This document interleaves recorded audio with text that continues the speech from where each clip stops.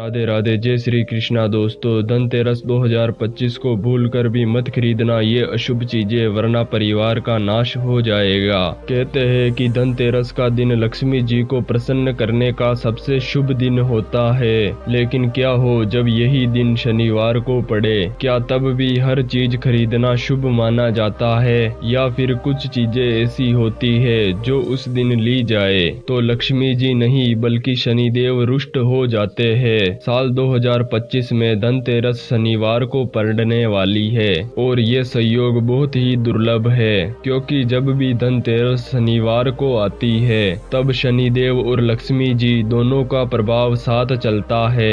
एक तरफ धन की वर्षा तो दूसरी तरफ कर्मों का न्याय। ऐसे में एक छोटी सी गलती भी भारी पड़ सकती है। तो चलिए इसे समझते हैं एक कहानी के माध्यम से, लेकिन उससे पहले वीडियो को लाइक करें और चैनल को सब्सक्राइब करें। राजस्थान के एक छोटे से गांव में मोहन लाल नाम का एक व्यापारी रहता था। हर साल की तरह उसने ये तय किया कि इस बार धनतेरस को खूब खरीदारी करेगा, लेकिन 2025 की धनतेरस शनिवार को पड़ रही थी। गांव के एक पंडित ने उसे कहा, मोहन, इस बार धनतेरस को हर चीज मत खरीद लेना, क्योंकि शनिदेव की दृष्टि इस बार प्रबल है। मोहन ने बात को हंसी में उड़ा दिया। उसने कहा, शनिदेव का दिन और लक्ष्मी जी का पर्व, ये दो शक्तियां साथ में हो तो मनुष्य को सोच समझकर कदम उठाना चाहिए। उस रात जब मोहन सोया तो उसने एक अजीब सपना देखा। सपने में एक काली छाया उसके पास में आई और बोली, कल अगर कुछ खरीदा तो सोच लेना, हर चमकती चीज सोना नहीं होती और हर वस्तु सुख नहीं देती। मोहन घबरा कर उठ गया। उसने सोचा ये सब एक सपना है, पर क्या सच में वो सपना सिर्फ सपना था या फिर शनिदेव का संकेत? अगली सुबह मोहन बाजार पहुंचा। हर जगह चहल पहल थी।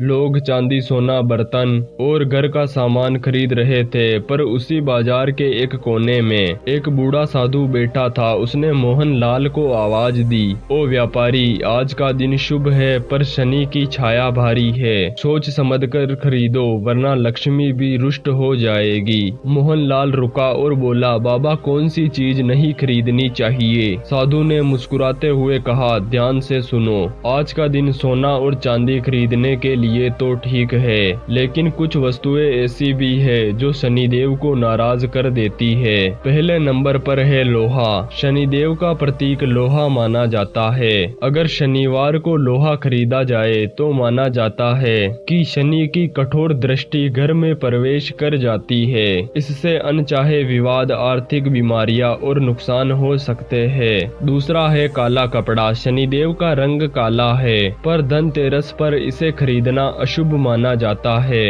इससे नकारात्मक ऊर्जा बढ़ती है और लक्ष्मी जी का निवास कम होता है। तीसरा है तेल और सरसों का उत्पाद। शनिवार को तेल खरीदना या बेचना दोनों ही शनि दोष को बढ़ाते हैं, इसलिए इस दिन तेल, घी या सरसों की कोई भी चीज घर पर नहीं लानी चाहिए। चौथा है कांच के बर्तन का आइटम। कांच नाजुकता का प्रतीक है। शनिवार को इसे खरीदना परिवार के संबंधों में दरारों का उत्पादन करता है। पांचवा है जूते या चप्पल। इस दिन जूते चप्पल खरीदना शनि का अपमान माना गया है। इससे घर में कलह और तनाव बढ़ता है। छठा है तीखी या धारदार वस्तुएं जैसे चाकू, कैंची। ये शुभ कार्य की ऊर्जा को काट देती है। शनिवार को ऐसी चीजें खरीदने से रिश्तों में कटुता आती है। बाबा ने कहा, धनतेरस का अर्थ धन नहीं बल्कि मन की शांति भी है। अगर गलत वस्तु घर आ जाए तो लक्ष्मी नहीं बल्कि दुर्भाग्य प्रवेश करता है। मोहन लाल ने सिर झुकाया।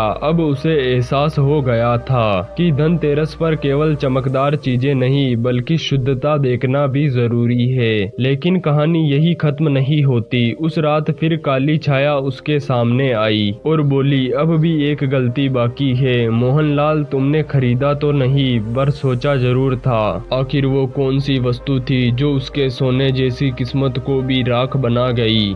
धनतेरस की रात थी। मोहनलाल ने बाबा की बात मानकर कोई अजीब वस्तु नहीं खरीदी, पर मन के भीतर एक विचार बार बार उठ रहा था, काश मैं वो नई लोहे की तिजोरी ले लेता, कितनी सुंदर थी। आधी रात को वही छाया उसके कमरे में आई और बोली, मोहनलाल तुमने वस्तु नहीं खरीदी पर उसका लोभ जरूर किया, और शनिदेव कर्मों के नहीं बल्कि भावों के भी न्यायी है। मोहनलाल डर गया। उसने कहा, पर मैंने तो कुछ गलत नहीं किया। छाया हंसी, शुभ सोचो शुभ फल मिलेगा, अशुभ सोचो तो शनि की छाया खुद चलकर आएगी। अचानक कमरों की दीवारों से दीपक की लो डोलने लगी। तेल की बूंदें अपने आप जमीन पर गिरी और एक नीली लो उठी। वो लो शनिदेव का प्रतीक थी। फिर आकाशवाणी हुई, मोहनलाल जिस दिन धनतेरस शनिवार को पड़ती है उस दिन इंसान की नीयत उसकी किस्मत तय करती है। जो धन का साधन बनाता है वो सुखी रहता है, लेकिन जो धन को स्वामी बना लेता है वो दुख में डूब जाता है। मोहनलाल की आंखों से आंसू बह निकले। उसने प्रण लिया